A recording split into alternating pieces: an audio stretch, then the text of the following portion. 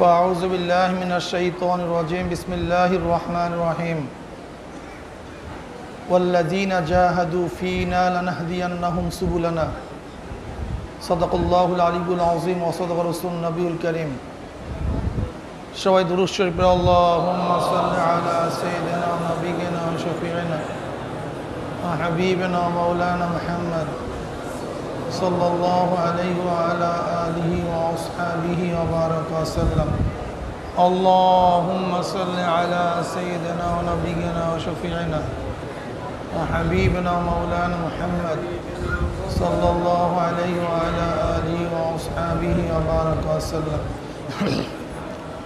اللهم صل على سيدنا ونبينا وشفيعنا وحبيبنا مولانا محمد صلى الله عليه وعلى آله وأصحابه وبارك وسلم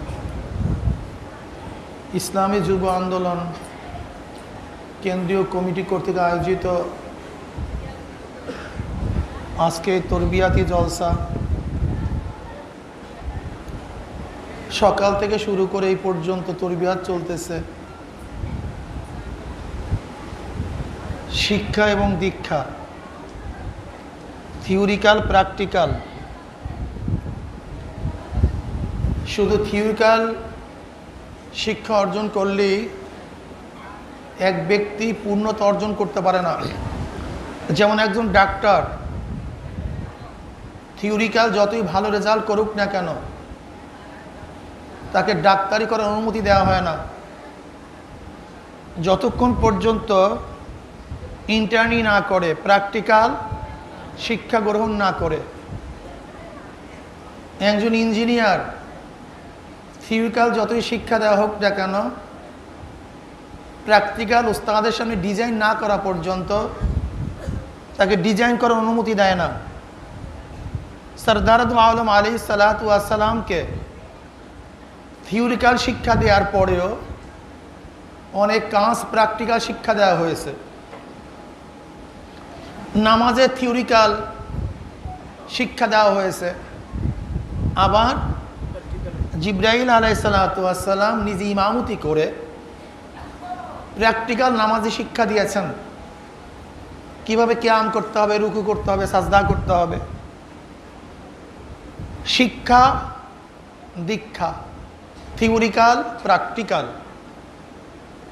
আমাদের শায়েখ মাশায়েখগণ থিওরিক্যাল শিক্ষার সাথে সাথে একজন সালেককে তার গন্তব্যে পৌঁছাবার জন্য নিজের কাছে রেখে প্র্যাকটিক্যাল শিক্ষা দিতেন।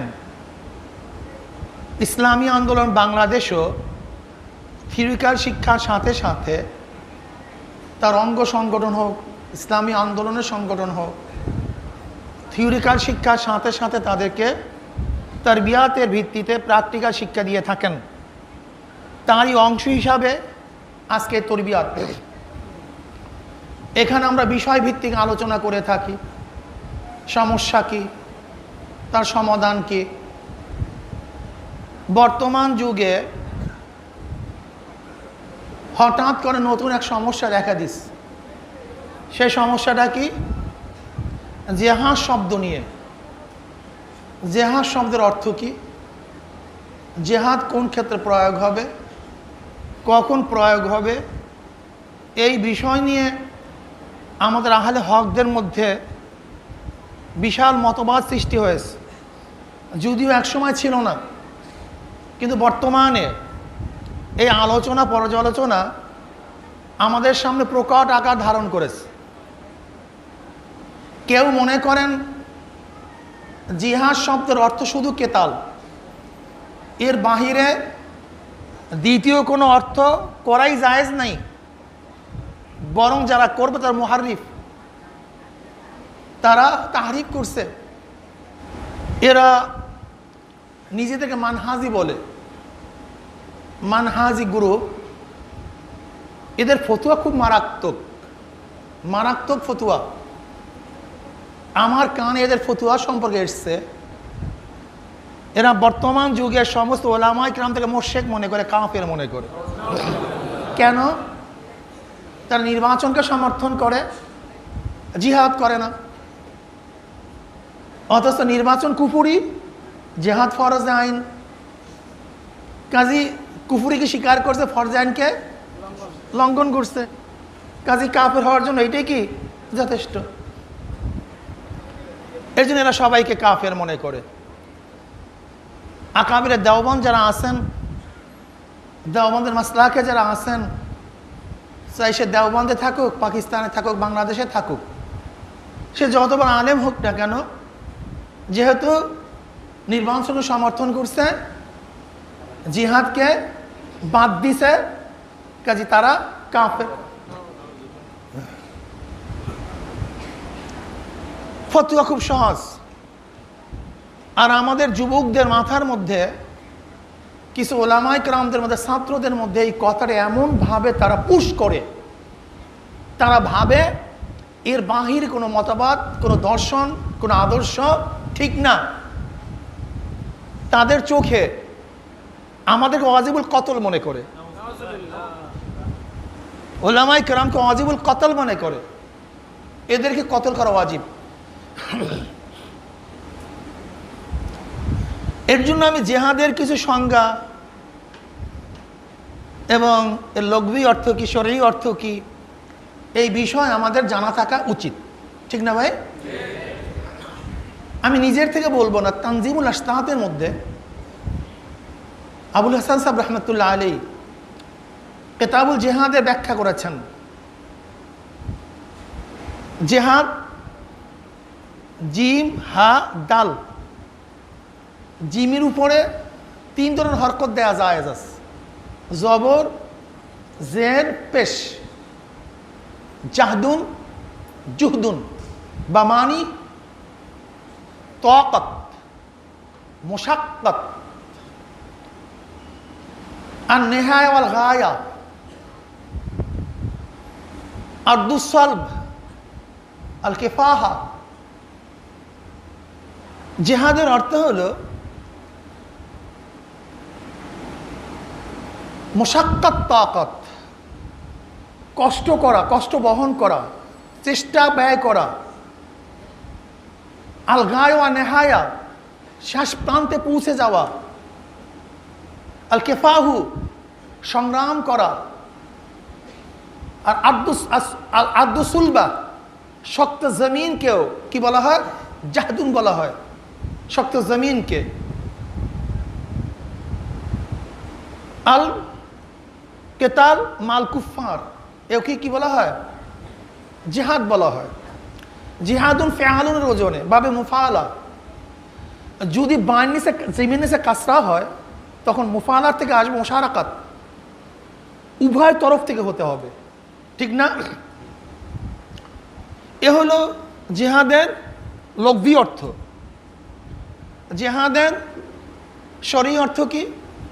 সরুল বিকায়ার মধ্যে আপনারা পড়ছেন জিহাদের শরঈ অর্থ। আল জিহাদু হুয়া দুআউ ইলা দীনিল হক ওয়াল কিতালু মান লাম ইয়াকবালহু।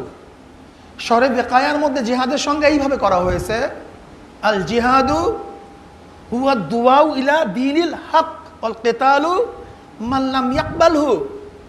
জিহাদের শরঈ অর্থ হলো দ্বীনে হকের দিকে মানুষকে আহ্বান করা।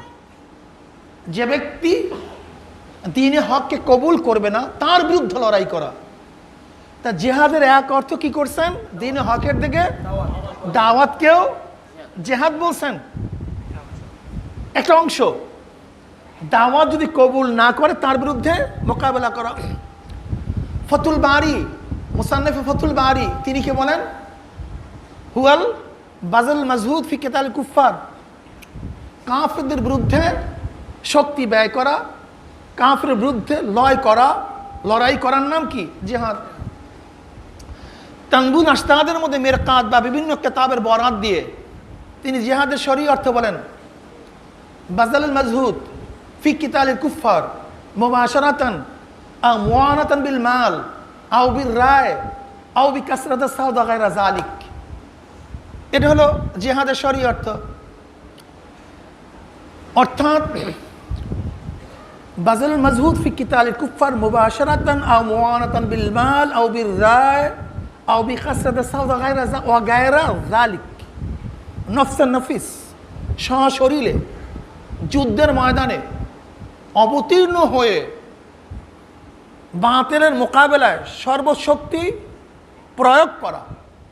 যদি এই ফরসুদ, এই সুযোগ না থাকে, তাহলে আও মুবাশারাতান আও মুআনাতান বিল মাল, আমার যাওয়ার শক্তি নাই, কি আমি কি করব? মুজাহিদ বাহিনীকে মাল দিয়ে সাহায্য করব। মাল নাই, বুদ্ধি আছে, অবির রায়, বুদ্ধি দিয়ে পরামর্শ দিয়ে মুজাহিদ বাহিনীকে সাহায্য করব। অকাসাদ সাউদ, আমার কাছে বক্তৃতা আছে, আমার ভালো বয়ান আছে, আমার ভালো কণ্ঠ আছে, আমার যৌক্তিক আলোচনা করার যোগ্যতা আছে, আমি মানুষদেরকে জিহাদের প্রতি উৎসাহিত করব, বিশাল এক জামাতকে গঠন করব। অগায়রা জালিক, এইভাবে আল্লাহর জমিনে আল্লাহর হুকুমতকে কায়েম করার জন্য যেই পদ্ধতি, যেই প্রক্রিয়া ব্যবহার করা হয় তাকে কি বলা হয়? জিহাদ বলা হয়। কি বুঝলেন? জিহাদের যদি শরঈ অর্থ আমরা বুঝতে পারি, তাহলে কিন্তু ভবিষ্যতের আলোচনাগুলি আমাদের কাছে একেবারে সাফ হয়ে যাবে, পরিষ্কার হয়ে যাবে, ঠিক না? বাদা গ্রন্থকার জিহাদের সংজ্ঞা দেন, রফুল ফাসাদ ওয়াল ফিতনাত মিনাল আরদ ওয়াল কিতালুল ইসলামি লি ইকামতিদ দ্বীন। জিহাদের উদ্দেশ্য কি?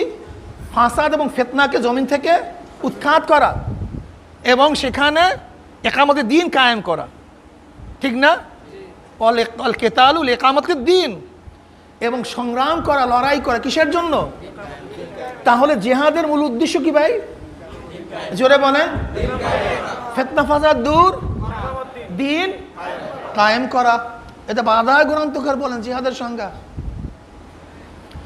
এবার তানজিমুল আশতাত জিহাদের প্রকারভেদ বয়ান করতেছেন। জিহাদ প্রথমত দুই প্রকার, আর ইসলামের শরিয়াতে নফসে নফিস শরিক হয়ে বাতিলের মোকাবেলায় আত্মনিয়োগকে জিহাদ বলে। এইটাই হলো জিহাদের ফর্দে কামেল অর্থ, প্রভাল অর্থ। সাধারণভাবে এইটাই জিহাদের প্রভাল অর্থ। আর একটা অর্থ আছে জিহাদের, জিহাদ মান নফস, জিহাদ মান। তাহলে জিহাদ প্রথমত দুই প্রকার, জিহাদ মাল কুফার, জিহাদ মান নফস। কি কথা ঠিক না? জিহাদ মাল কুফার, জিহাদ মান নফস। যদি জিহাদের প্রকার শুধু একটাই হয়, কেতাল মাল কুফার, তা জিহাদ মান নফস যদি কেউ বলি তাহলে কি হবে? ভুল হবে। তাহলে অন্যান্য মুসান্নিফিন কেরাম জিহাদের যে দুই শেখ বাতাইছেন, তাহলে তারা কি করছেন? ভুল করছেন।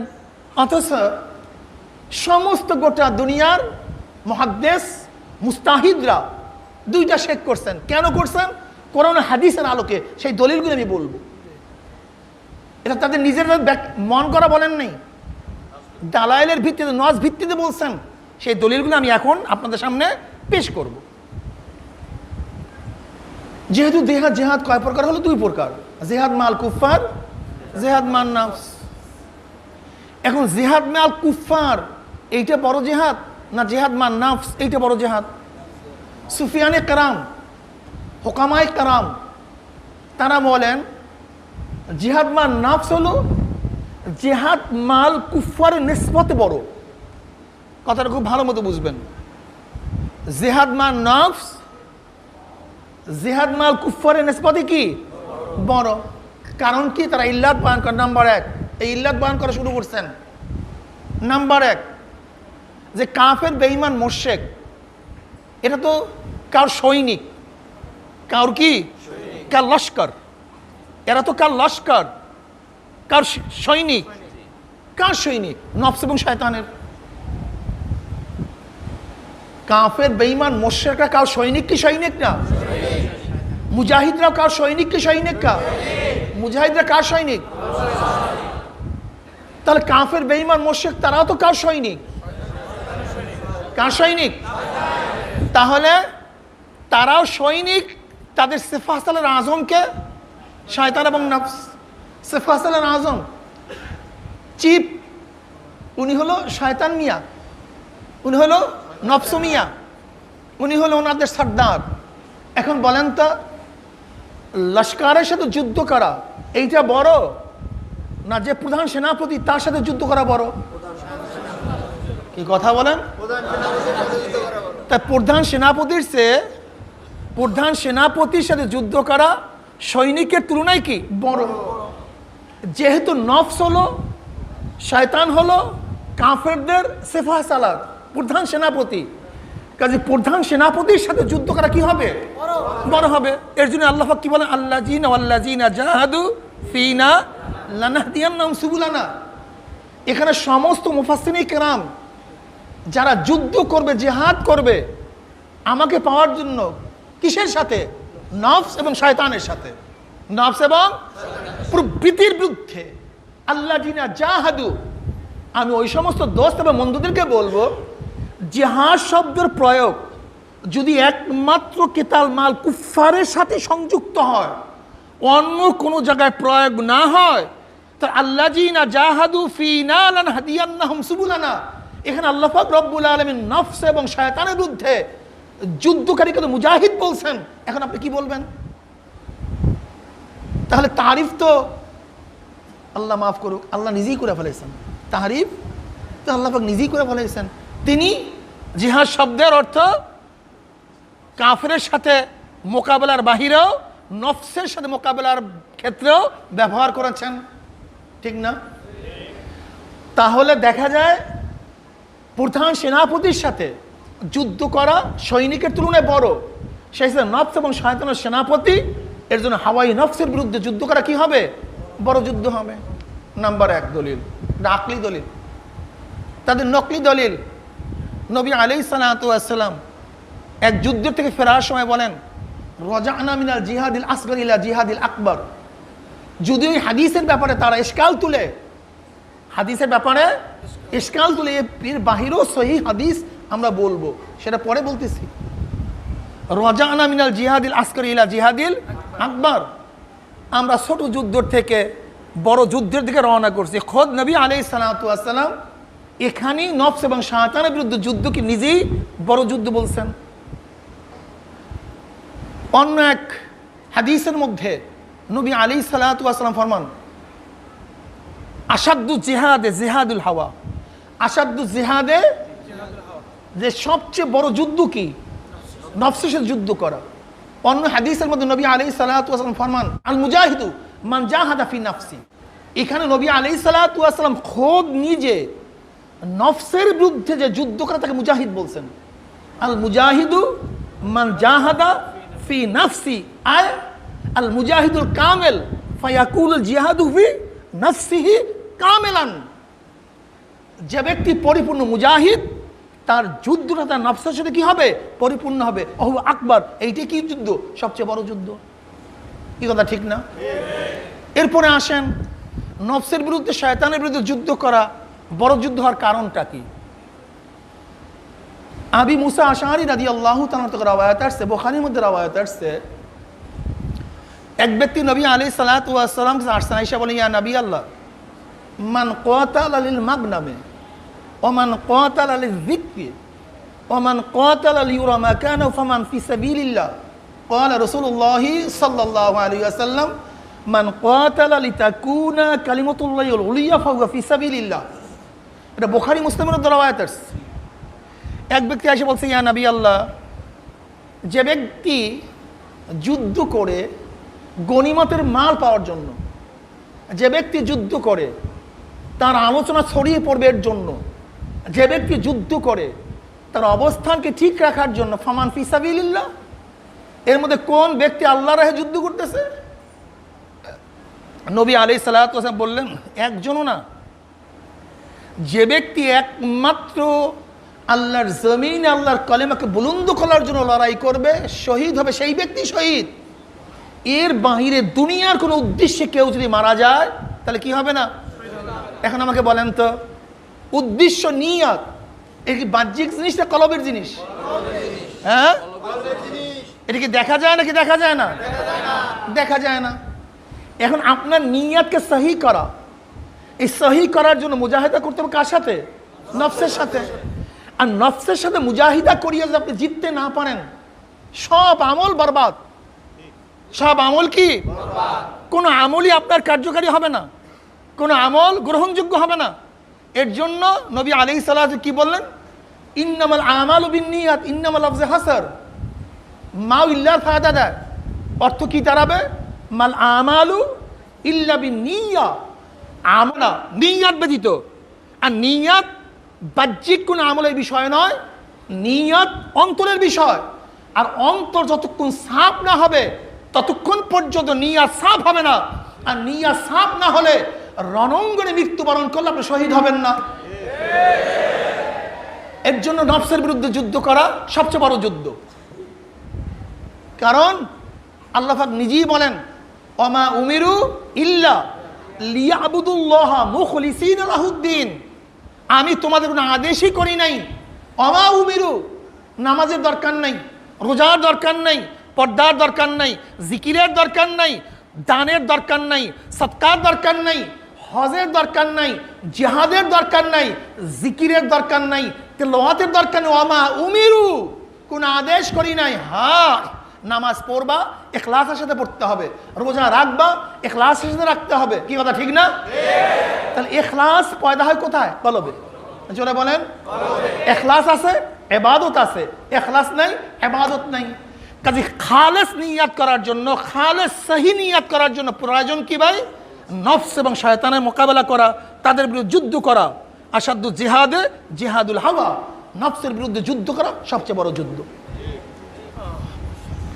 অন্য হাদিসের মধ্যে নবী আলাইহিস সালাতু ওয়াস সালাম ফরমান, ইন্না আদা আদাইকা মাফি জাম্বিকা, ইন্না আদা আদাইকা মাফি জাম্বিকা, সবচেয়ে বড় দুশমন তোমাদের পাঁজরের মধ্যে যে আছে, এটা সবচেয়ে বড় দুশমন, সবচেয়ে বড় শত্রু।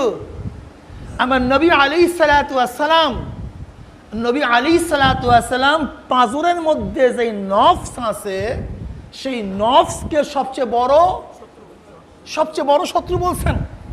কাজে বড় শত্রুর বিরুদ্ধে যুদ্ধ করা কি হবে ভাই? এটা বড় হবে। এটা আকলও এইটাই তসলিম করে, এইটাই গ্রহণযোগ্য। এছাড়াও আপনাকে আমাকে মনে রাখতে হবে, কিয়ামতের ময়দানে আল্লাহ পাক রব্বুল আলামিন অনেক হাজি গাজী, অনেক শহীদকে প্রশ্ন করবেন, তুমি কেন হজ করছো, তুমি কেন গাজী হয়েছো, তুমি কেন শাহাদাত বরণ করছো? কেউ বলবে আল্লাহর জন্য, কেউ বলবে আল্লাহর জন্য, কেউ বলবে আল্লাহর জন্য। অমনি আল্লাহ পাক বলবেন, আমি সব কিছু জানি যা কেউ জানে না। ইন্নাহু আলিমুম বিযাতিস সুদূর, তুমি হজ করছো, মানুষ তোমাকে হাজি বলবে। তুমি যুদ্ধ করছো, মানুষ তোমাকে গাজী বলবে। তুমি শহীদ হয়েছো, মানুষ তোমাকে বীর বলবে। যেই কারণে তুমি শহীদ হয়েছো, মানুষ তোমাকে তারিফ করছে, প্রশংসা করছে, দুনিয়াতে পেয়ে গেছো, কিন্তু আমার কাছে কিছু না। আমি বলতে চাই, আমি এই বিষয়ে ব্যাপক আলোচনা করব না, আমি শুধু এতটুকু বলতে চাই, কলব ঠিক তো ইবাদত ঠিক, কলব ঠিক নাই ইবাদত বরবাদ। কাজে কলবকে ঠিক করার জন্য মুজাহিদা, যুদ্ধ এবং সাধনা করার দরকার আছে কি নাই? এর জন্য নফসের বিরুদ্ধে যুদ্ধ করা বড় যুদ্ধ। নফসের সাথে যুদ্ধ করা কি ভাই? এই কথা এখানে আমি শেষ করব। সেই কথাটা কি দেখেন, কিতাল মাল কুফার কখনো হয়, কখনো হয় না, কখনো থাকে, কখনো থাকে না। কিন্তু মুজাহিদাতুন নফস, নফসের বিরুদ্ধে জিহাদ করা কোনো সময় জায়েল হয় না, কোনো সময় দুর্বৃত্ত হয় না। খোদ নামাজে যখন দাঁড়াইছেন তখন নফসের বিরুদ্ধে যুদ্ধ করতে হবে, যখন রোজা রাখার নিয়াত করতেছেন তখন নফসের বিরুদ্ধে যুদ্ধ করবেন। খোদ যখন জিহাদের ময়দান অবতীর্ণ হয়ে তার বিরুদ্ধে লড়াই করবেন তখনও নফসের বিরুদ্ধে। যদি নফসের বিরুদ্ধে যুদ্ধ আপনি হেরে যান, সব জায়গায় ব্যর্থ। আর নফসের মোকাবেলায় আপনি যদি জিতে যান, ওয়াহুয়া মাতা আলা ফিরাশি ফাহুয়া শহীদ, যদি সেই ব্যক্তির নিয়াত সহি থাকে, শুদ্ধ থাকে, কলব স্বচ্ছ থাকে, আর সে যদি তার বিছানায় মারা যায়, তাহলে কি হবে? শহীদ হয়ে যাবে। এর জন্য নফসের বিরুদ্ধে যুদ্ধ করা সবচেয়ে বড় যুদ্ধ। এই যে নবী আলাইহিস সালাতু ওয়াস সালাম ফরমান, মান মাতা ওয়ালাম ইয়াগজু ওয়ালাম ইউহাদ্দিস বিনাফসাহু মাতা আলা শুবাতিন মিন নিফাক। মান মাতা ওয়ালাম ইয়াগজু ওয়ালাম ইউহাদ্দিস বিনাফসাহু মাতা আলা শুবাতিন মিনান নিফাক। যে ব্যক্তি মারা গেল অথচ সে ব্যক্তি যুদ্ধ করলো না, যুদ্ধের নিয়াত কলমের মধ্যে রাখলো না, সে ব্যক্তি মুসলমানের ইমানি মৃত্যুবরণ করতে পারে নাই, মুসলিম হয়ে মরতে পারে নাই, বরং মুনাফিকি মৃত্যুবরণ করছে। তাই কি বুঝলেন? কলবকে সাফ করা সবচেয়ে জরুরি এবং সবচেয়ে কঠিন। এর জন্য হুকামায়ে কারাম, সুফিয়ানে কারাম তারা বলেন জিহাদ মান নাফস এটা হলো জিহাদ মাল কুফফারের নিসবতে বড়। এখানে একটা কথা না বাংলেই নয়, বড় করতে পারেন হুজুর, জিহাদ মাল কুফফারের চেয়ে যেহেতু জিহাদ মান নাফস বড়, কাজে এইটাই নিয়েই থাকবো, ছোটটা বাদ দেবো, এইটা একটা ভুল দর্শন। এই দর্শনটাও কি? এর জন্য আমরা শব্দ লাগাইছি নিসবতে। কি শব্দ লাগাইছি? নিসবতে। কিন্তু খোদ খোদ প্রত্যেকের জায়গায় প্রত্যেকে ফরজ, প্রত্যেকের জায়গায় প্রত্যেকে কি? প্রত্যেকের জায়গায় প্রত্যেকে। যেমন ভাই নামাজ বড় না রোজা বড়? কি কথা বলেন না কেন? নামাজ বড় না রোজা বড়? রোজার নিসবতে নামাজ বড়। আরে ভাই নামাজ বড় না? রোজার তুলনায় নামাজ বড় না? কোনো সন্দেহ আছে নাকি? কোনো সন্দেহ নেই। যখন আপনি নামাজ এবং রোজাকে এক জায়গায় নিয়ে আসবেন তখন আমরা কি বলবো? কিন্তু উভয় জায়গায় উভয় জায়গায় উভয় ফরজ, বাদ দেওয়ার কোনো কায়দা নেই। মা বেশি সম্মানিতা না বাবা সম্মানিত? কথা বলেন না। কিন্তু শ্রদ্ধার পাত্র। যখন মা বাবার নিসবতে তুলনা করতে যাব, কে বেশি সম্মানিত? কিন্তু উভয় জায়গায় সম্মানিত। যখন জিহাদ মাল কুফার জিহাদ মান নফস এই দুই নিসবতের মধ্যে মুওয়াজানা করব, তখন হয়তো একটাকে বড় বলবো, একটাকে, কিন্তু উভয় জায়গায় উভয় কি ফরজ। কথাটা বুঝাতে পারিনি। সুফিয়ান সাউরি রহমাতুল্লাহ আলাইহি তিনি বলেন জিহাদ মুস্তাহাব। জিহাদ কি? মুস্তাহাব। সুফিয়ান সাউরি রহমাতুল্লাহ আলাইহি সহ কিছু কিছু আল্লামারা বলেন জিহাদ মুস্তাহাব। দলিল? বেলা দলিল, দলিল নেই।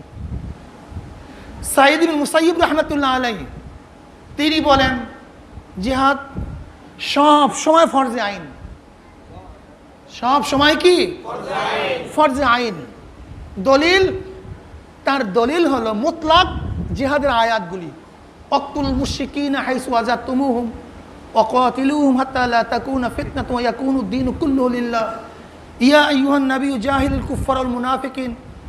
এই আয়াতে মুতলাকা, এই আয়াতে মুতলাকাকে দলিল নিছেন সাইদ ইবনে মুসাইয়িব রহমাতুল্লাহ আলাইহি। এর জন্য তিনি বলেন জিহাদ সবসময় কি? ফরজে আইন। এখানে আমরুল উজুবের জন্য। কুতিবা আলাইকুমুল কিতালু ওয়া হুয়া কুরহুল, কুতিবা আলাইকুমুল কিতালু ওয়া হুয়া কুরহুল লাকুম। এই আয়াতে মুতলাকা, এই আয়াতে মুতলাকা তিনি ফরজের জন্য, ফরজে আইনের জন্য দলিল নিছেন।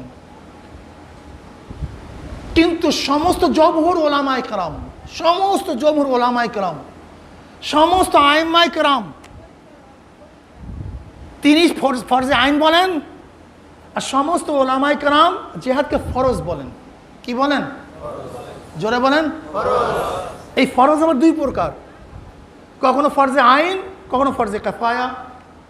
কখনো ফরজে আইন, কখনো ফরজে কিফায়া। জিহাদ সব সময়ের জন্য ফরজে কিফায়া। কা সালাতিল জানাজা ইজা আকামা বাদুহুম সাকাত আনিল বাকিনা কা সালাতিল জানাজা।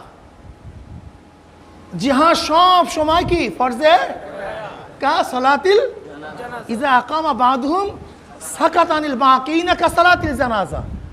যেরকম জানাজার নামাজের মধ্যে কোনো এক দল যদি, কোনো এক জামাতের অংশ যদি দাঁড়ায়া যায়, তাহলে অন্য সবার থেকে সাকেত হয়ে যায়।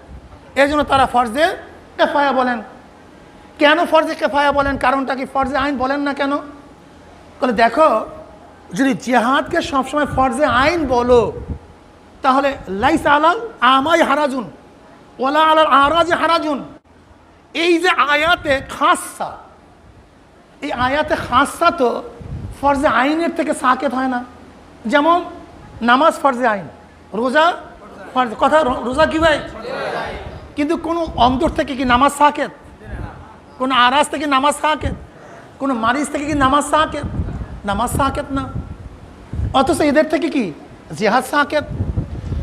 যদি আয়াতে আম্মার দ্বারা রোজাকে ফরজে আইন কারার দেওয়া হয়, তো আয়াতে খাসা কি করবা? এই আয়াতে খাসা কি করবা? যেহেতু তাদের উপর থেকে রোজা এবং ইবাদত ফরজে আইনগুলি সাকেত হয় না, কিন্তু জিহাদ সাকেত হয়ে যায়। এর জন্য আমরা বলবো এই আয়াতে খাসার দ্বারা জিহাদের মুতলাকান ফরজে আইনের হুকুম রহিত হয়ে গেছে। এখন জিহাদ কি থাকবে? ফরজ থাকবে। কখনো ফরজ, কখনো কি? জোরে বলেন কি? ফরজে আইন কখন হবে? এখন প্রশ্ন হলো ফরজে আইন কখন হবে? ফরজে কিফায়া সব সময়, সব সময়ের জন্য কি? সব সময়ের জন্য ফরজে কিফায়া। কিন্তু ফরজে আইন কখন হবে? ফরজে আইন হবে দুইটা শর্ত পাওয়া গেলে। কয়টা শর্ত ভাই? যখন এই দুইটা শর্ত পাওয়া যাবে তখন জিহাদ ফরজে আইন হয়ে যাবে। নাম্বার 1, যদি কাফেররা ইসলামী স্টেটের উপরে, ইসলামী দেশের উপরে হামলাওয়ার হয়, হামলা করে, আর ইমাম ফাসেক হোক মোমেন হোক, ইমাম ফাসেক হোক মোমেন হোক, সে যদি নফিরে আম করে, সবাইকে আমভাবে জিহাদের জন্য আহ্বান করে, এবং কাফের যদি মুসলিম স্টেটের উপরে কী করে ভাই? আক্রমণ করে, তখন তার দেফা করা কি হয়ে যায়? জোরে বলেন কি হয়ে যায়? কাদের উপর ফরজে আইন হয়ে যায়। যেখানে যেখানে যেখানে যেখানে কাফেররা আক্রমণ করবে, ওই এলাকার ইমাম, শাসক, সেই ফাসেক হোক মুমিনে কামেল হোক, যদি নফিরে আম করে, আমভাবে দাওয়াত দেয়, নেমে আসো সবাই মোকাবেলার জন্য, তখন সবার জন্য নেমে আসা ফরজে আইন। যদি ওই এলাকার লোক তাদের সাথে পারে না, কাফেরদের সাথে পার্শ্ববর্তী লোকদের উপরে জিহাদ ফরজে আইন। তারাও পারতেছে না, পার্শ্ববর্তী লোকের উপরে, তারাও পারতেছে না, পার্শ্ববর্তী লোকের উপরে, তারাও পারতেছে না, পার্শ্ববর্তী লোকের উপরে ফরজে আইন হয়ে যায়। আমি কথাটা বুঝাতে পারছি? আমি কথাটা বুঝাতে পারছি? তা দুই সূরাতে জিহাদ কি হবে? আল্লাযীনা ইউকাতিলুনাকুম, এটা হলো দিফাই যুদ্ধের দলিল।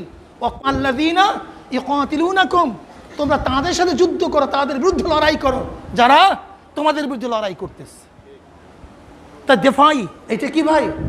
দিফাই, দেফা করার জন্য। আর হলো একদামি, একদামি হলো ফরজে কিফায়া।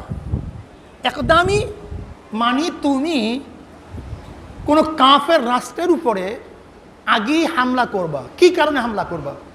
কারণটা কি? তাদের শক্তিকে খর্ব করার জন্য, তাদের দাম্ভিকতাকে ভেঙে দেওয়ার জন্য। কেন তুমি যুদ্ধ করবা? সেখানে ইসলামকে বিজয় করার জন্য, কলেমার দাওয়াত দেওয়ার জন্য, লা কালিমাতুল্লাহর জন্য তুমি তাদের উপরে যুদ্ধ করবা। কি কথা ঠিক না? যেহেতু যুদ্ধ করব, দিফাই হোক একদামি হোক, যুদ্ধের উদ্দেশ্যটা কি হবে এইটা যদি আমরা মাথার মধ্যে নেই, তাহলে হাজারো মাসালা দূর হয়ে যাবে। হাজারো মাসালা কি হয়ে যাবে? এই পর্যন্ত আমরা যুদ্ধের প্রকার পাইছি, এরপর যুদ্ধের আবারও প্রকার পাইছি। প্রথম হলো যুদ্ধ মাল কুফা, মান নাফস। এরপরে যুদ্ধ আবার দুই প্রকার, একটা ফরজে কিফায়া, ফরজে আইন। কি কথা ঠিক না? আবার যুদ্ধ পেলাম দুই প্রকার, একদামি, দিফাই। কখন ফরজে আইন, কখন ফরজে কিফায়া, সেই মাসালাও আমরা মোটামুটি হল করতে পারছি। কি কথা ঠিক না? এখন খোদ যুদ্ধটা, জেহাদটা কি, এটা হুকুমটা কি, এই জিনিসটা কি? এটা হাসান, জিনিসটা তো হাসান লি গাইরিহি না নিজাতিহি।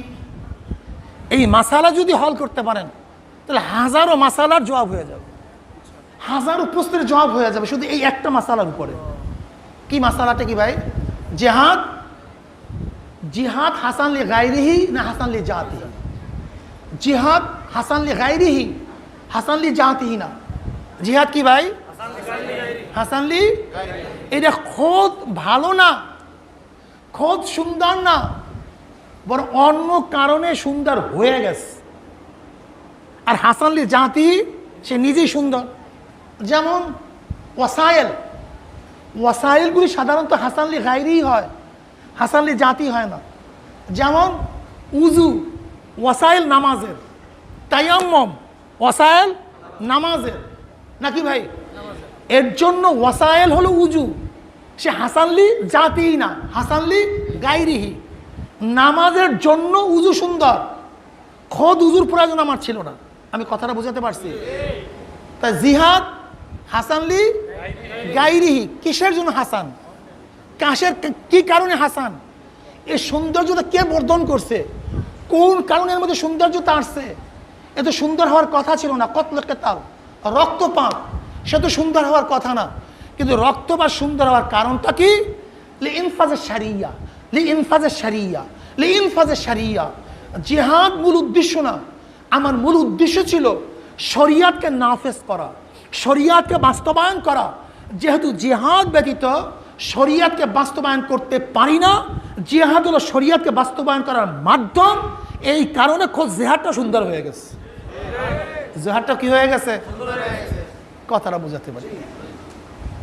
যেমন দেখেন অপারেশন, পেট ফাড়া, আজীব, এটা সুন্দর হয় কিভাবে? অথচ আমি পেট ফাড়ার জন্য ডাক্তারকে টাকা দেই, সময় নেই। তাই পেট ফাড়াটা সৌন্দর্য না, এর কোনো খুবই নাই, এর কোনো সৌন্দর্যতা নাই। কিন্তু পেট ফাড়া সুন্দর কারণটা কি? পেট ফাড়া ব্যতীত ভিতরে যে ক্যান্সারের জার্ম আছে, এই জার্মকে নষ্ট করা সম্ভব না, দূর করা সম্ভব না। যেহেতু পেট ফাড়া ছাড়া ক্যান্সারের জার্ম দূর করা সম্ভব না, এর জন্য খুদ পেট ফাড়াটা কি হয়ে গেছে? সুন্দর হয়ে গেছে। এর জন্য দামি হয়ে গেছে। এর জন্য ডাক্তারকে আমি পয়সা দিই, ঠিক না? আল্লাহ। তো জিহাদ কতল কেতাল, এ তো খুদ ভালো হওয়ার কথা ছিল না। রক্তপাত, মানুষের শরীর ক্ষয়, অর্থ লস। কিন্তু এটা ভালো হওয়ার কারণটা কি? লিইনফাজে শরিয়াতকে। তা জিহাদ আমার উদ্দেশ্য না। উদ্দেশ্য কি? কি ভাই কথা বলেন সবাই? শরিয়াতকে, এটা মাকসাদ। এটা মাকসাদ লি জাতি, এটা মাকসাদ। আর মাকসাদ লি গায়রিহি, এটা গায়রে মাকসাদ। তাহলে জিহাদ হলে গায়রে মাকসাদ, শরিয়তকে বাস্তবায়ন করা। কথা বলতেছেন না কেন? শরিয়তকে বাস্তবায়ন করা জিহাদ, এইটা মূল উদ্দেশ্য না। মূল উদ্দেশ্য হলো শরিয়তকে বাস্তবায়ন করা, শরিয়তকে বাস্তবায়ন করা। এর জন্যই তো জিহাদু হুয়া দুআউ ইলা দীনিল হক ওয়াল কিতালু মান লাম ইয়াকবালহু। জিহাদের মূল অর্থ হলো মানুষকে দ্বীনের দিকে দাওয়াত দেওয়ার টাকা। যদি কোনো দেশের মানুষকে আপনি আহ্বান করেন, ইসলাম গ্রহণ করেন, শরিয়াত অনুযায়ী চলেন, আর ওরা যদি বলে আমরা শরিয়াছি, তখন জিহাদ করা জায়েজ? জায়েজ নেই। কারণ মাকসাদ তো উদ্দেশ্য, গায়ের মাকসাদ তো উদ্দেশ্য না। তা আমার দরকার তো ইনফাজের শরিয়াত। আর ইনফাজের শরিয়াত যেখানে নাই, তার বিরুদ্ধে লড়াই করা, তার বিরুদ্ধে। এখন কেউ যদি মনে করেন একমাত্র কেতালি মাকসাদকে বাস্তবায়ন করার জন্য জরুরি, আমরা তাদেরকে বলবো তুমি এখানেই ভুল করতেছো। বরং মাকসাদকে বাস্তবায়ন করা জরুরি, পদ্ধতি ভিন্ন হতে পারে, পদ্ধতি ভিন্ন হতে পারে। এর জন্য সরদার দো আলম আলাইহি কি বললেন? ওয়া আবি হুরায়রা রাদিয়াল্লাহু তাআলা قال সাম্মা নবী সাল্লাল্লাহু আলাইহি ওয়াসাল্লাম হারবা খাদআতান।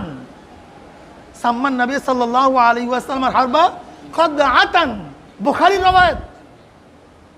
আমার ওই সমস্ত দোস্তদেরকে আমি বলবো, যেই সমস্ত দোস্তরা শুধু জিহাদকে কিতাল মনে করেন, আর আমরা যারা মনে করি জিহাদ ব্যাপক, তাদেরকে মুহাররিফ মনে করেন, যে আমরা কোরআন হাদিসের ব্যাখ্যাকে উল্টে ফেলাইছি। খবরদার, আমার নবী আলাইহিস সালাতু ওয়াস সালাম মুহাররিফ বলিয়েন না। আল্লাহ মাফ করিয়া দেব। আপনাদের জিব্র অনেক দরাজ হয়ে গেছে, আপনাদের জবান অনেক লম্বা হয়ে গেছে, মনে চা চায় তাই বলতেছেন। বুখারীর রওয়ায়াত উল্টায় দেখেন, নবী আলাইহিস সালাতু ওয়াস সালাম জিহাদকে কৌশল বলছেন। আল হরবু খাদা, জিহাদ একটা কৌশল, জিহাদ একটা কৌশল। এইটা হলো মূল, এইটা হলো জিহাদের মূল অর্থ। জিহাদ একটা কৌশল, কত কেতালো কৌশল। মহাসের করা, আবদ্ধ করা, এটাও একটা কৌশল। যুক্তি তর্কে তাকে হটিয়ে দেওয়া, এটাও একটা কৌশল। প্লেন মারা, এটাও কৌশল। বোমা মারা, এটাও কৌশল। বন্দুক মারা, এটাও কৌশল। পানি বন্ধ করা, এটাও কৌশল। বন্দুক করা, এটাও কৌশল। ওরে বোকা, তুমি যদি জিহাদকে শুধু কেতালি মনে করো, তাহলে তুমি ওই হাদিসকে কি বলবা? ওয়ান আনাস রাদিয়াল্লাহু তাআলা قال قال رسول الله صلى الله عليه وسلم জাহিদুল মুশরিকিনা বিআমওয়ালিকুম ওয়া আনফুসিকুম ওয়া আলসিনাতিকুম। আবু দাউদের মধ্যে রওয়ায়াত আছে, তিরমিজির মধ্যে রওয়ায়াত আছে, হাদিস সহিহ। জাহিদুল মুশরিকিনা বিআমওয়ালিকুম ওয়া আনফুসিকুম ওয়া আলসিনাতিকুম, স্পষ্ট হাদিস, হাদিস সহিহ। নবী আলাইহিস সালাতু কি বললেন? মুশরিক বিরুদ্ধে যুদ্ধ করো তোমার মালের দ্বারা।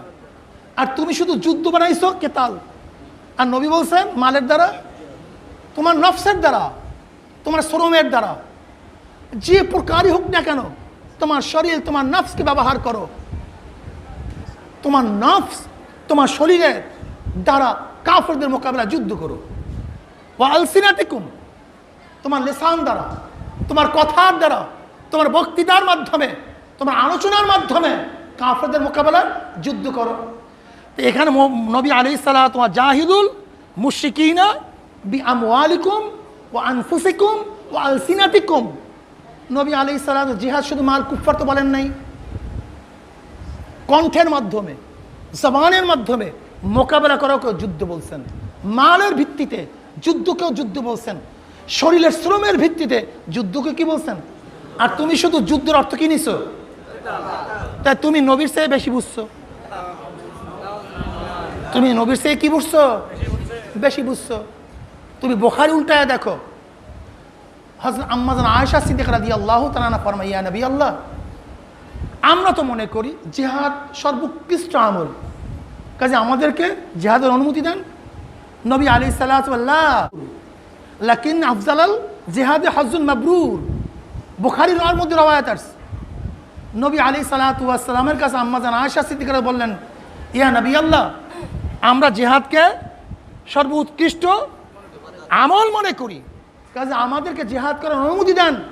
নবী আলাইহিস সালাম, না, তোমাদের অনুমতি নেই, বরং হজ্জে মাবরুর, এটা হলো সর্বোৎকৃষ্ট যুদ্ধ, সর্বোৎকৃষ্ট জিহাদ। তা নবী আলাইহিস সালাতু ওয়াস সালাম হজ্জে মাবরুরকে কি বলছেন? জোরে বলেন, কি বলছেন? উত্তম জিহাদ বলছেন। আর তুমি জিহাদকে শুধু কেতালের অর্থ ব্যয় করতেছ। তুমি বুখারীর আটটা মুত্তাফাকুন আলাইহির আটটা হাদিস উল্টায় দেখো। এক ব্যক্তি আসছে, ইয়া নবী আল্লাহ, আমাকে জিহাদের অনুমতি দেন। এক যুবক আসছে, আমাকে জিহাদের অনুমতি দেন, আমি জিহাদে যাব।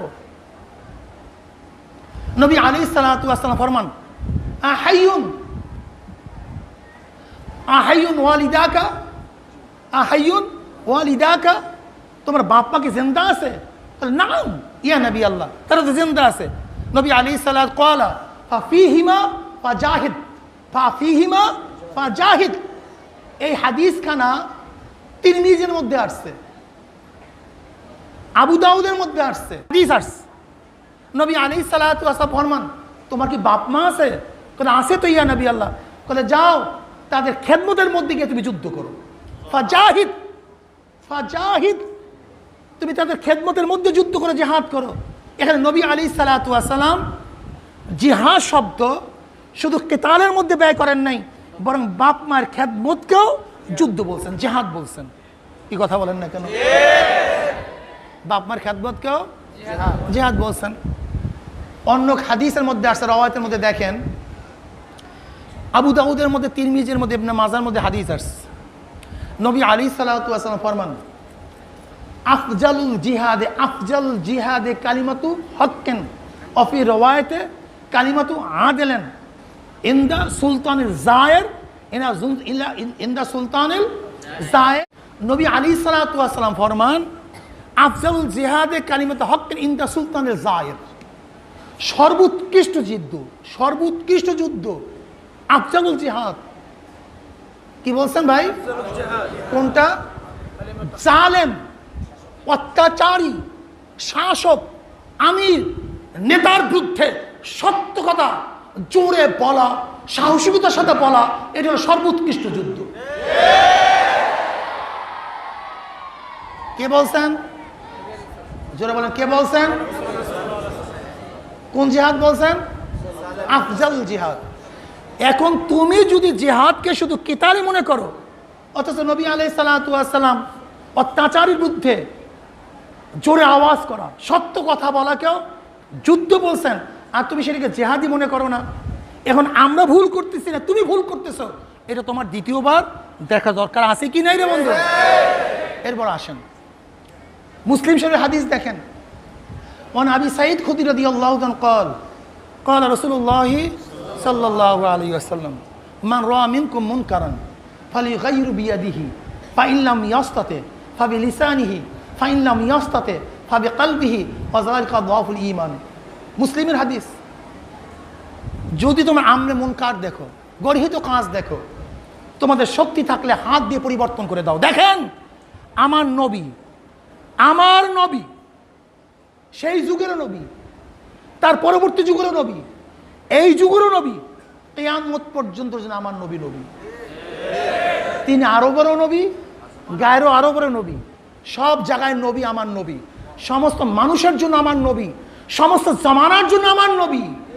নবী আলাইহিসসালাতু ওয়াসসালাম হাদিসগুলি যদি মোতালা করা হয়, তাহলে নবী আলাইহিসসালাতু ওয়াসসালাম গোটা যুগের জন্য, গোটা জাতির জন্য, গোটা স্থানের জন্য এত সুন্দর বয়ান করে গেছেন, যার মধ্যে অস্পষ্টতা বলতে কিচ্ছু নেই।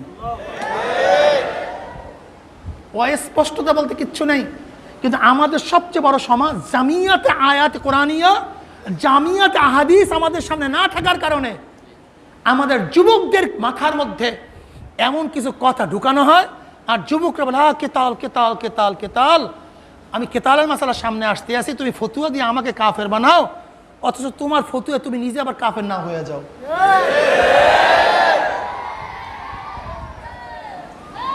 দেখেন হযরত আবু সাঈদ খুদরি রাদিয়াল্লাহু তাআলা রওয়ায়াত আসছে, কি রওয়ায়াত?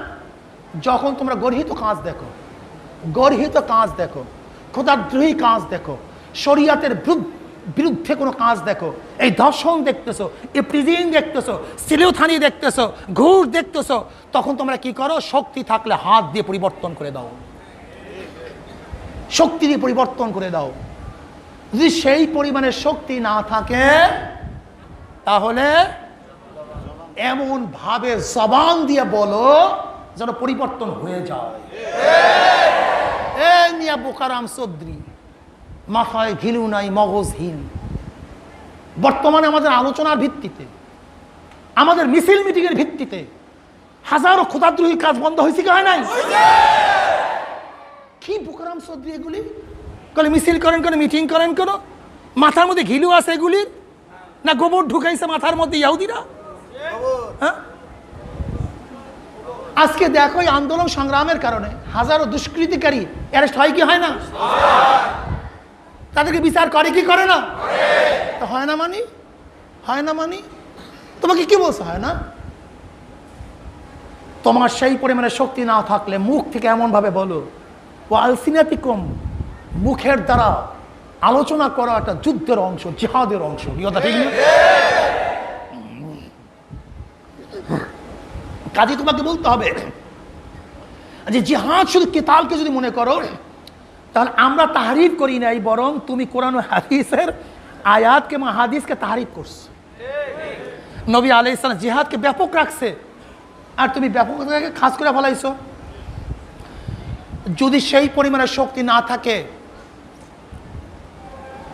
এই তোলাবা, এই হাদিস তো তোমাদের সামনে ব্যাখ্যা অনেকেই করা হয় না, অনেকে নতুন আসছো, কাজে আমি একটু ব্যাখ্যা না করে পারি না। মান রাআ মিনকুম মুনকারান ফালিয়ুগাইয়িরু বিয়াদিহি ফালিয়ুগাইয়িরু বিয়াদিহি ফাইন লাম ইয়াস্তাতি ফালিয়ুগাইয়িরু বিলিসানিহি ফাইন লাম ইয়াস্তাতি ফালিয়ুগাইয়িরু বিকালবিহি। তাগাইয়ুর এর উপর আত্মইস, কথা ঠিক না? এই খেয়াল দাও, যদি শক্তি থাকে শক্তি প্রয়োগ করে, এর হাতের দ্বারা উদ্দেশ্য শক্তি, হাতের দ্বারা উদ্দেশ্য কি ভাই? যদি শক্তি থাকে শক্তি প্রয়োগ করে পরিবর্তন, জোরে বলেন কি? সিনেমা পরিবর্তন করে মসজিদ বানায় দাও, ওর পতিতালয় পরিবর্তন করে মাদ্রাসা বানায় দাও, গান বাজনা যাত্রা গান পরিবর্তন করে ওয়াজ মাহফিল করে দাও, তাকাইয়ুর পরিবর্তন। যদি ওই পরিমাণের শক্তি না থাকে তাহলে মুখ থেকে এমনভাবে বলো যেন পরিবর্তন। যদি এই পরিমাণের শক্তি না থাকে তাহলে মনে মনে পরিকল্পনা না ঘি না পরিকল্পনা না ঘি না এই পরিকল্পনা। এখানেই আমরা ভুল করি তরজমার মধ্যে। আগের দুই জায়গায় পরিবর্তনের জন্য হাত, পরিবর্তনের জন্য মুখ, আর শেষে ঘৃণ অর্থ পাইলেন কোথায়? দেখো ঘৃণ এবং পরিকল্পনার মধ্যে পার্থক্যটা কি, এইটা বুঝতে পারলেই বুঝবা যে হাদিসের মর্ম কোথায়। এখানে ময়লা আছে, কি আছে ভাই? 1 কোটি মানুষ এখান থেকে যায়, 100 কোটি মানুষ যায়, সবাই করে ময়লা তু মুখে কি দিয়েছে? ঘৃণা। কি প্রকাশিত হলো? কিন্তু 100 কোটি মানুষের ঘৃণায় ময়লা যায় নাই, ও পচছে, গন্ধ হইতেছে, আরো বাড়তেছে।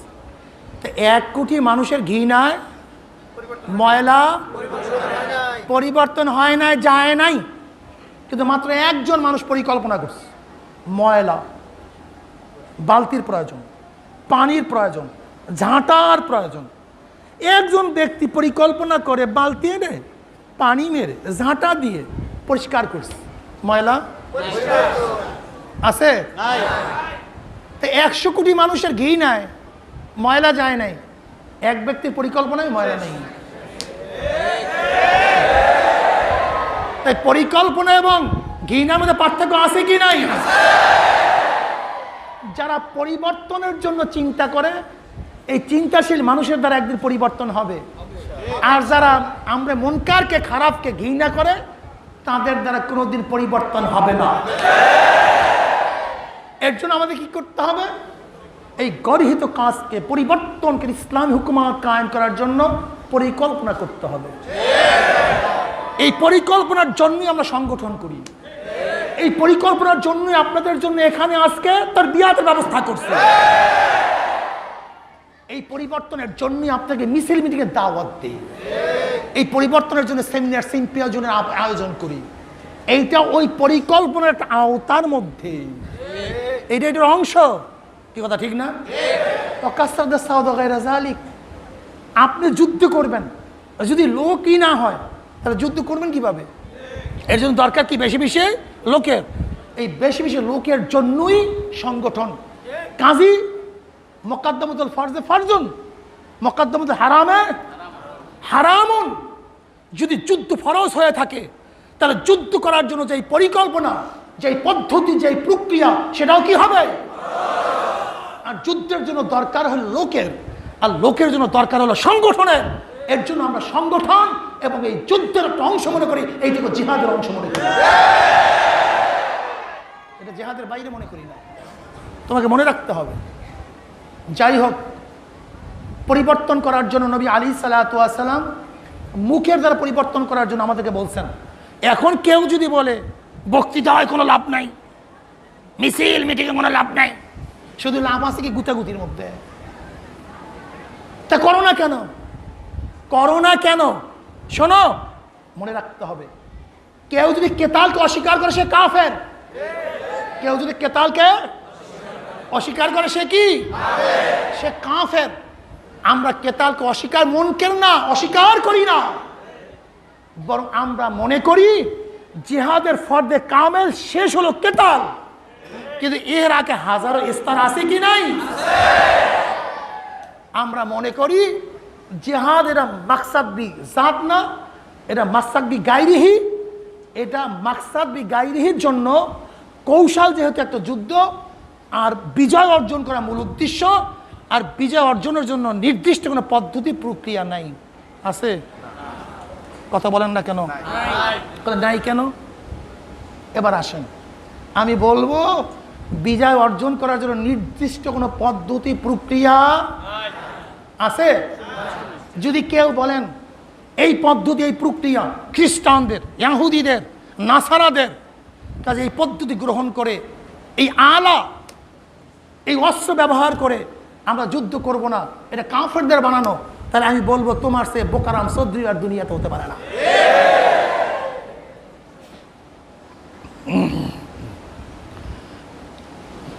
বাবুল এদায় আলাত জিহাদ, হ্যাঁ, এই অধ্যায়ের মধ্যে আপনি দেখবেন যুদ্ধের সরঞ্জামাদি প্রস্তুতি। এই অধ্যায়ের মধ্যে যুদ্ধের প্রস্তুতি সরঞ্জামাদির মধ্যে কিসের ফজিলত? ঘোড়ার ফজিলত। কেমন ফজিলত আছে ঘোড়ার? বুখারীর রওয়ায়াত, কিয়ামতের ময়দানে ঘোড়ার পায়খানা, পোশাক, খানা সব নেকের পালে ওজন হবে। এখানে কিসের ফজিলত আসছে? আপনার মুজাহিদদের তাঁবুর ফজিলত আসছে। এখানে আসছে কিসের ফজিলত? উটের ফজিলত আসছে। এখানে কিসের ফজিলত আসছে? তলোয়ারের ফজিলত আসছে। এখানে কিসের ফজিলত আসছে? তীরের ফজিলত আসছে। এখানে কিসের ফজিলত আসছে? ঢালের ফজিলত আসছে। আসছে কি নাই ভাই? মুহাদ্দিসিন কেরাম এখানে বসা আছেন। এখন এই যুদ্ধে ঢাল দিয়ে আপনি করবেন কি? তীর দিয়ে করবেন কি? আপনি ঘোড়া দিয়ে করবেন কি? উট দিয়ে করবেন কি? আমাকে বলেন। বুড়ি বুড়ি সব ফজিলত, এগুলি করবেন কি? আমাকে বলেন। ওলামায়ে কেরাম, তলাবায়ে ইলম, আগে গবেষণা করো, তারপর সামনে কদম বাড়াও। আগে গবেষণা করো, তারপর সামনে কদম বাড়াও। তুমি যদি মনে করো আমাদের আকাবের সবার মাথার মধ্যে গোবর ঢুকছে আর তোমার একার মাথার মধ্যে শুধু ঘিলু আছে, আমি মনে করবো আসলে গোবর আমাদের আকাবেরদের মাথায় ঢোকে নাই, গোবর ঢুকছে তোমার মাথার মধ্যে। এখন তুমি তীর হয়তো মারবা, এখান থেকে যাবে ধরো ওই মসজিদের শেষ বা ওই, ঠিক না? কিন্তু স্পাইনার বর্তমান একটা বন্দুক আছে, ওরা 3 কিলোমিটার স্পাইনার, ওরা 3 কিলোমিটার দূর থেকে 5 কিলোমিটার দিয়ে একেবারে চোখে লাগাই দেবা, চোখে একেবারে বাইনুকুলার দিয়ে এরকম বসায় বসায় পট করে মারবা, চোখে লেগে যাবে, তোমার তীর যাবে। এখন করবা কি এটা দিয়ে বলো তো? আসলে কি বুঝলাম? এখন আমরা কি গবেষণা করতে পারি? আমরা গবেষণা করব আসলে ঘোড়ার ফজিলাত বয়ান করার উদ্দেশ্য না, উটের ফজিলাত বয়ান করার উদ্দেশ্য না, জাহাজের ফজিলাত বয়ান করার উদ্দেশ্য না, বরং মূল উদ্দেশ্য হলো জিহাদের ফজিলাত বয়ান করা। তৎকালীন জমানায় এইগুলি দিয়া, কথা বলেন না কেন, এইগুলি দিয়া যুদ্ধ করত বিধায়ী এগুলোর ফজিলাত। তাহলে যেই জমানায় যা দিয়ে যুদ্ধ করা হয় ওই জমানায় ওইটার ফজিলাত হবে। কথা ক্লিয়ার? কথা একেবারে ক্লিয়ার নাকি? এখন তুমি ঘোড়া চালাবা, আর একজন ট্যাঙ্ক চালাবে, তোমার দিকে ঘোড়া সব ট্যাঙ্কের নিচে কারবার শেষ হয়ে যাবে, কি করবা তুমি ঘোড়া দিয়া? তাহলে ঘোড়ার ফজিলাত মূলত উদ্দেশ্য না, রঙিন তীরের ফজিলাত মোটামুটি বয়ান করার উদ্দেশ্য না, মূল উদ্দেশ্য হলো নিক্ষেপণ যন্ত্র। যেই জমানায় যেই জিনিস দিয়া কাফেরের মোকাবেলা করা হয় ওই জমানায় ওই জিনিসের কি হবে ভাই? এ ব্যাপারে একমত না দ্বিমত?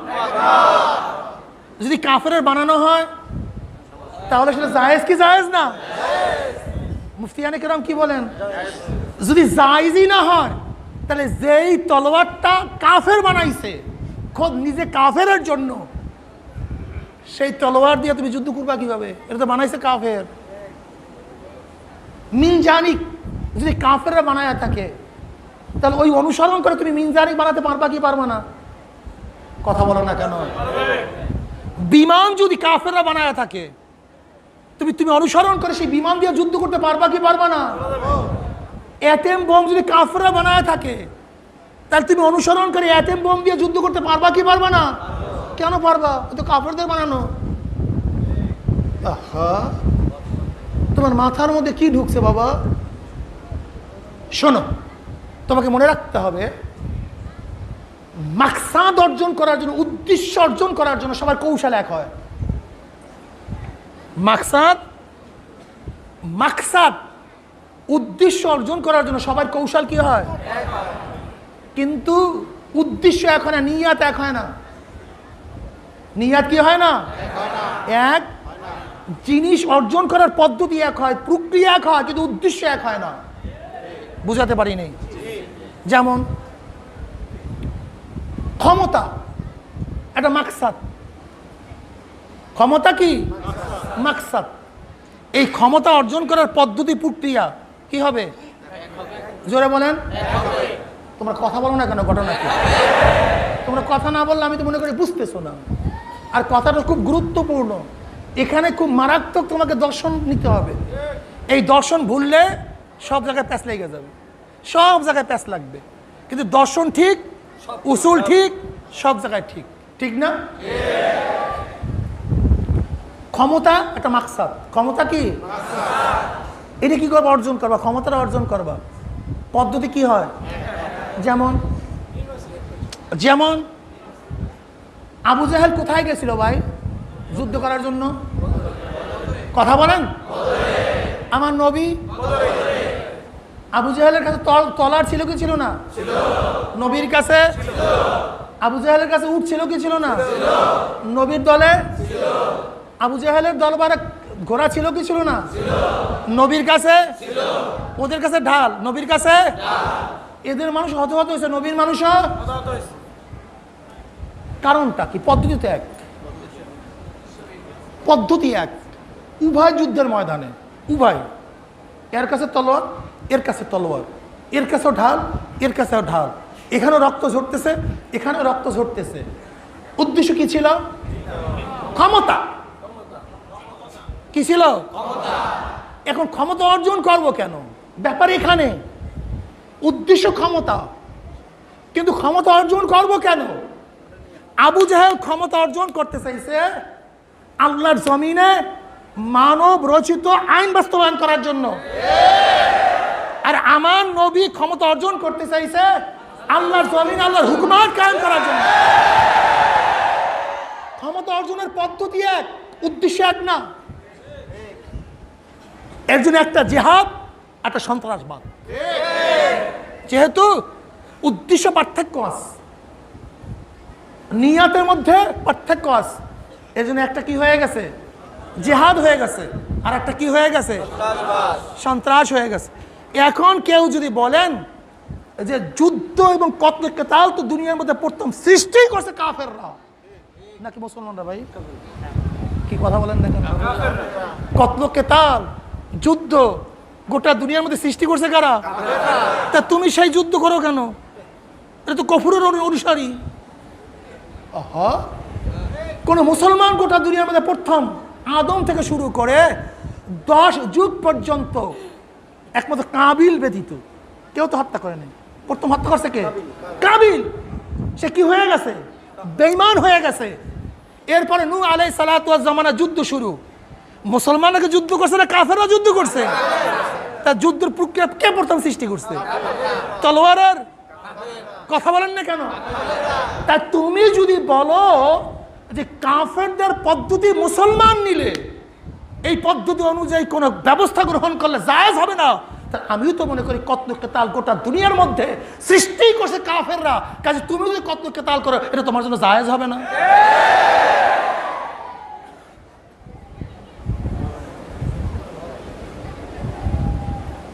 দেখো, যেরকম কোনো ঘোড়া যদি কোনো কাফের বানায়, কোনো কাফের পালে, এবং মুসলমান যদি সেই কাফেরকে কতল করে সেই ঘোড়া নিয়ে আসে, ওই ঘোড়ার দ্বারা যুদ্ধ করা নাজায়েজ হয় না, বরং গনিমতের মাল হয়ে যায়। বোকা কি কথা ঠিক না? নবী আলাইহিস সালাতু ওয়াস সালামের কাছে তলোয়ারটা ছিল সিন্ধি তলোয়ার, এই হিন্দি তলোয়ার, সব দামি তলোয়ার। হিন্দুরা বানাইছে, মুশরিকরা। কি কথা ঠিক না? এখন মুশরিকদের বানানো তলোয়ার দিয়ে কেন ব্যবহার করবো? তো জায়েজ নেই। আহা, মুসলমানদের মাথার মধ্যে কি ঢুকায় দেয় দেখো তো। আমাদের তোলামাদের মাথার মধ্যে এগুলো ঢুকাই দিছি কি ওরা?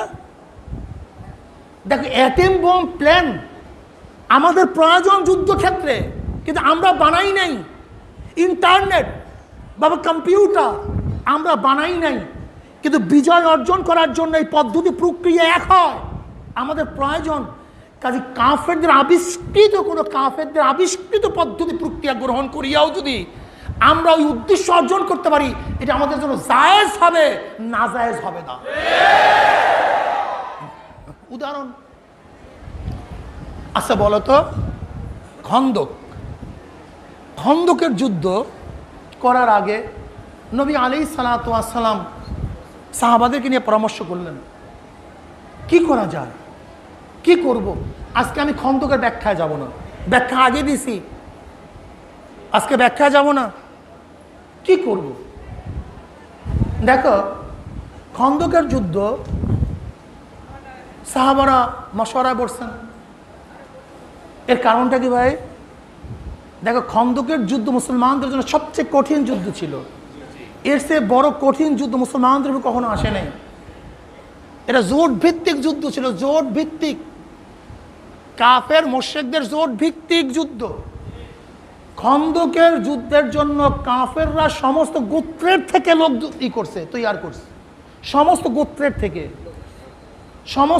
থেকে লোক নিয়ে 10,000 কাফের চলে আসছে আবু সুফিয়ানের নেতৃত্বে। অথচ নবী আলাইহিস সালাতু ওয়াস সালামের সাথে ইহুদিদের সাথে চুক্তি ছিল। ওরা আমার নবী জানতো ওরা চুক্তি ভঙ্গ করবে। যাই হোক, 3 দিকে পাহাড়, এক দিক থেকে আসবে মক্কার দিক থেকে। সালমান ফারসি রাদিয়াল্লাহু আনহু, ইয়া নবী আল্লাহ, এদের মোকাবেলা করার জন্য খন্দক খনন করেন। আমাদের পারস্য অঞ্চলে যুদ্ধের জন্য নতুন এক পদ্ধতি, সুন্দর এক পদ্ধতি। সেই পদ্ধতি কি? খন্দক। যে দিক থেকে শত্রুরা আসবে সেই দিকে আমরা নহর কাইটা দেব, বিশাল নদী কাইটা দেব, ওরা পার হয়ে আসতে। এই পদ্ধতি কোথার ভাই? পারস্যের। জোরে বলেন কোথায়? পারস্য অঞ্চল। কাদের? মজুসি, অগ্নি পূজকদের। কাদের? অগ্নি পূজকদের পদ্ধতি ব্যবহার করছে কে? জোরে বলেন। অত জায়েজ নেই, হারাম। জায়েজ নেই, হারাম। কি ফতুয়া দিয়ে বসে আছো তুমি? জায়েজ নেই, হারাম। এটা তো মজুসি মুশরিকদের পদ্ধতি। ভাইও, তোমাকে মনে রাখতে হবে, এখানে মোশরেক ফরশেক নেই। এখানে মোশরেক ফরশেক, কাফের, মুসলমান, এ কোনো ব্যাপার না। এ তীর কে বানাইছে, তলোয়ার কে বানাইছে, ঢাল কে বানাইছে, এইটা দেখার বিষয় নয়, বরং উদ্দেশ্য অর্জন করার জন্য যেই পদ্ধতি প্রক্রিয়া গ্রহণ করতে হবে, সেই পদ্ধতি প্রক্রিয়া আমি কি গ্রহণ করবো। কথা ঠিক না? দেখো, উপরে যাওয়ার সিঁড়ি একটাই হয়, উপরে যাওয়া, কিন্তু উপরে গিয়া পথ একটা না, জায়গা একটা না, 2টা হয়। যেমন এখান থেকে উপরে উঠবেন, কাফের উঠবে, মুশরিক উঠবে, আবার মুসলমান উঠবে। উপরে ওঠার জন্য সিঁড়ি কয়টা? কিন্তু উপরে গিয়ে এক জায়গায় আছে পতিতালয়, আর এক জায়গায় মসজিদ। মুসলমান যাবে কোথায়? আর বেঈমানরা যাবে। ঠিক তদ্রূপ ক্ষমতা অর্জনের পদ্ধতি প্রক্রিয়া এক হয়, উদ্দেশ্য এক হয় না। কেউ ক্ষমতা গিয়ে আল্লাহর জমিনে আল্লাহর হুকুমত কায়েম করবে, কেউ শয়তানের হুকুমত কায়েম করবে। তাই পদ্ধতি এক হয় না ভিন্ন হয়? জোরে বলেন। পদ্ধতি এক হয় না ভিন্ন হয়? আজও ক্ষমতায় যাওয়ার জন্য পদ্ধতি এক। যেরকম বদরের ময়দানে ক্ষমতায় যাওয়ার জন্য পদ্ধতি এক ছিল, উদ্দেশ্য এক ছিল না, কিন্তু আজও ক্ষমতায় যাওয়ার জন্য পদ্ধতি কি হয়? যেমন নৌকালার নির্বাচনের নামে, ধানালার নির্বাচনের নামে, নাঙ্গলালার নির্বাচনের নামে, হাত পা খালারা, পদ্ধতি, উদ্দেশ্য, কারণটা কি? দেখো, নৌকালারা স্লোগান দেয়, আমরাও স্লোগান দেই, বিএনপি ওরা সবাই মিছিল করে, আমরাও, ওরাও দাওয়াত দেয়, আমরাও। ওরাও মিটিং করে, আমরাও, ওরাও পোস্টার লাগে, আমরাও বাহ্যিক দৃষ্টিতে। কিন্তু তোমাদের এটা সওয়াব হবে, এটা গুনাহ হবে কেন? এতটুকু বুঝলেই সব ক্লিয়ার, এতটুকু বুঝলেই সব কি ক্লিয়ার। ওরা কি বলে? আমাকে ভোট দাও, আমি সেকুলার কায়েম করব। কে বলছে? নৌকা। দান কি বলছে? আমাকে ভোট দাও, আমি ডেমোক্রেসি প্রতিষ্ঠা করব, কায়েম করব। নাঙ্গল কি বলছে? আমাকে ভোট দাও, আমি জাতীয়তাবাদ প্রতিষ্ঠা করব। কাস্তে, হাতুড়ি, কুড়াল, তারা কি বলছে? আমাকে ভোট দাও, আমি সমাজতন্ত্র বাস্তবায়ন করব। হাত পাকা কি বলছে?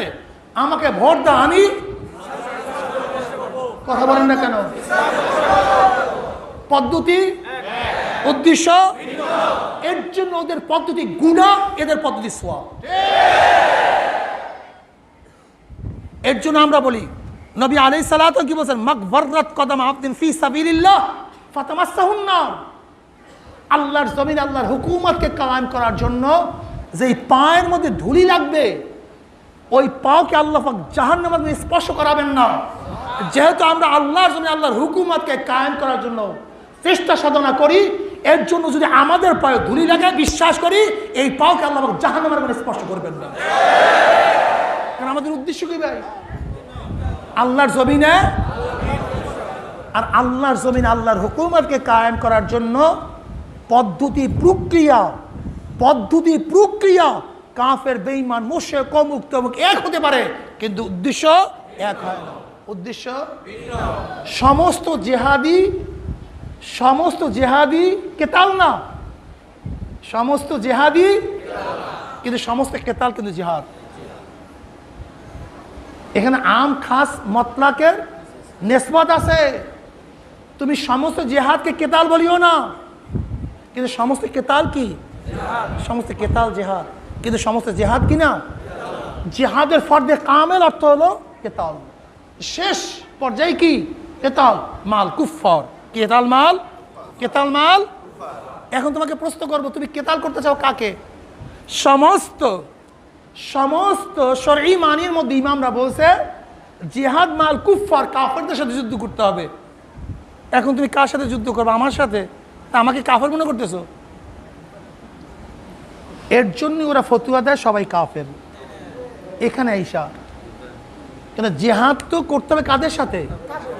কাজে কাফেরদের মোকাবেলা ব্যতীত যুদ্ধ জায়েজ নাই, যুদ্ধ হবে না। জিহাদের সঙ্গেই হলো জিহাদ বাজাল মাজহুদ ফি কিতাল কুফফার, বাজাল মাজহুদ ফি কিতাল কুফফার, কাফেরদের মোকাবেলা শক্তি ব্যয় করা। কাজে কাফেরদের মোকাবেলা শক্তি ব্যয় করার নাম যদি যুদ্ধ হয়, জিহাদ হয়, কাজে প্রথম 92% মুসলমানকে কি ঘোষণা দিতে হবে? জোরে বলেন।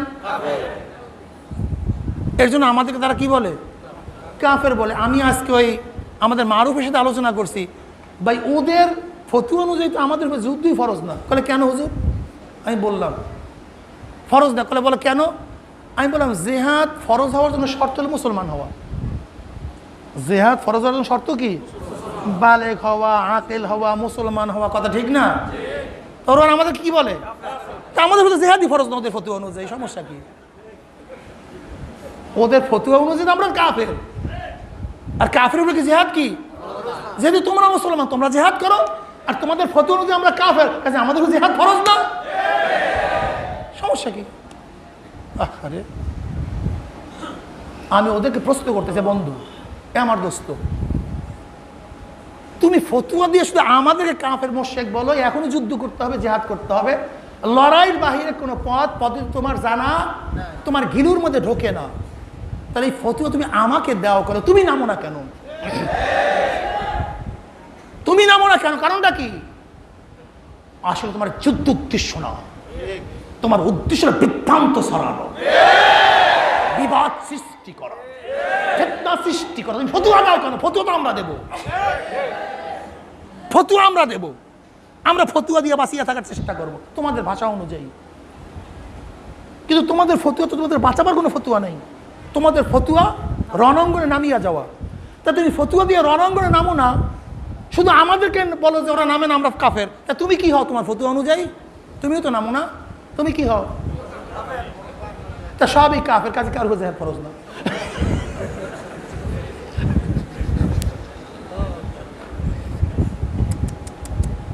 কি আজীব, এদের তামাশাটা কি? এর মূল কারণটা কি কদি মারু? ওরা শুধু নির্বাচনের বিরুদ্ধে লাগছে কেন? কারণটা কি? এর কারণটা তোমরা জানো না, একদিনে তলায় দেখো না। ঘটনা করে নির্বাচনের বিরুদ্ধে লাগছে কেন? নির্বাচনের বিরুদ্ধে ফতুয়া দেখে বাইয়ানাত রাজারবাগী, নির্বাচনের বিরুদ্ধে ফতুয়া দেয় ইয়াহুদিবাদী। কিন্তু ও ফতুয়া দেয় কারণটা কি? তোমার খবর নেই, তোমার জানাই নাই। শোনো, দেখো নির্বাচনের ওদের কুফুরি ফতুয়ায় আওয়ামী লীগের ভোট কমবে না, বিএনপির ভোট, কথা বলো না কেন তোমরা, কমবে? জাতীয় পার্টির ভোট, ছাত্র ইউনিয়নের, সমাজতন্ত্রবাদী ভোট কমবে কাদের? ইসলামপন্থীদের। দেখছো সূক্ষ্ম কৌশলটা, বুঝছো? ওদের ফতুয়া আওয়ামী লীগের কানে যাবে না, বিএনপির কানে যাবে না, জাতীয় পার্টির কানে যাবে না, ওদের ফতুয়া ঢুকবে মুসলমানদের কানে। কাজে ওদের ফতুয়া দ্বারা আওয়ামী লীগ দুর্বল হবে না, বিএনপি দুর্বল হবে, মুসলমান দুর্বল হবে। এর জন্য কথা তো হক বলতে চায়, বাহ্যিক দৃষ্টিতে মনে হয়, কিন্তু উদ্দেশ্য ইসলামকে ধ্বংস করা। আমি আগেই বলছি, নির্বাচন আর গণতন্ত্র যেই কাফের এবং জাহেল বলে এক জিনিস, তোর চেয়ে বড় গবেট, তোর চেয়ে বড় জাহেল আর দুনিয়াতে নেই। জাহেল নির্বাচন এক জিনিস, গণতন্ত্র ভিন্ন জিনিস। গণ মানে কি? জনগণ। তন্ত্র মানে কি? আইন। ডেমোক্রেসি, ডেমো মানে জনগণ, কৃষি মানে কি? আইন। গণতন্ত্র মানে জনগণের আইন। গণতন্ত্র, তন্ত্র, শাসনতন্ত্র। শাসনতন্ত্র মানে কি? যেই আইন দ্বারা শাসন করা হয় তাকে বলে শাসনতন্ত্র। কি কথা ঠিক না? সংবিধান মানে কি? সংক্ষিপ্ত আইন। সংবিধান সংক্ষিপ্ত আইন। এর জন্যই বাংলাদেশের সংবিধানকে ব্যাখ্যা করার জন্য সুপ্রিম কোর্ট এবং হাইকোর্টের জাস্টিস লাগে, কেন ওটা আইনটা তো সংক্ষিপ্ত। তাহলে গণতন্ত্র মানে, কথা বলো না কেন, জনগণের। নির্বাচন মানে কি? হ্যাঁ, একটা হলো গণতন্ত্রের নির্বাচন, ইলেকশন, সিলেকশন, নির্বাচন করা। একজনকে নির্বাচিত করার নাম হলো, যেই জিনিস দ্বারা একজনকে নির্বাচিত করা হয় তাকে বলা হয় নির্বাচন, ইলেকশন। ঠিক না? তাহলে আমরা নির্বাচনকে বলবো নেতা নির্বাচনের পদ্ধতি।